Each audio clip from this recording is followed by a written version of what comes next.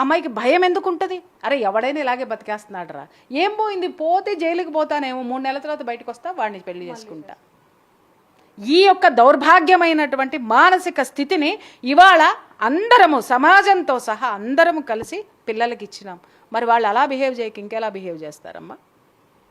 ఆ పిల్లని ఆ పరిస్థితుల చుట్టూ డ్రోన్ చేయడానికి ఆ పిల్లని ఇంటర్వ్యూ చేయండి, చెప్తుంది. ఏ ఆలోచన ఎలా వచ్చిందో చెప్పండి. ఆ లవర్ని చూడండి ఎట్లున్నాడు, వాడు వాన్ చేసుకునేటట్టున్నాడు, కడుపులో తిప్పుతుంది నాకైతే.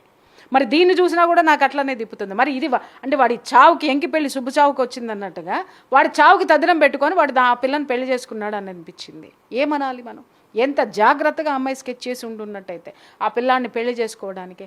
ఆడపిల్లలకి నేను చెప్తున్నాను, ఇలాంటి దిక్కుమాలినటువంటి పనులకి మీరు స్కెచ్లేసి దరిద్రమైనటువంటి జీవితాలని జైలు పాలు చేసుకునే కంటే మీ మేధో సంపత్తిని సమాజానికి ఉపయోగించండి, మంచి కోసం ఉపయోగించండి.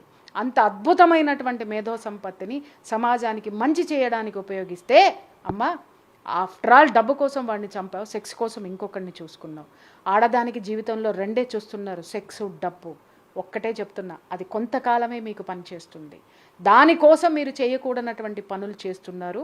వ్యభిచారి కంటే హీనంగా తయారయ్యేటటువంటి ఈ పరిస్థితులు ఏవైతే ఉన్నాయో మిమ్మల్ని నడి రోడ్డు మీద పెట్టి భయంకరమైనటువంటి సిచ్యుయేషన్లోకి తోసేస్తాయి పరిస్థితులు.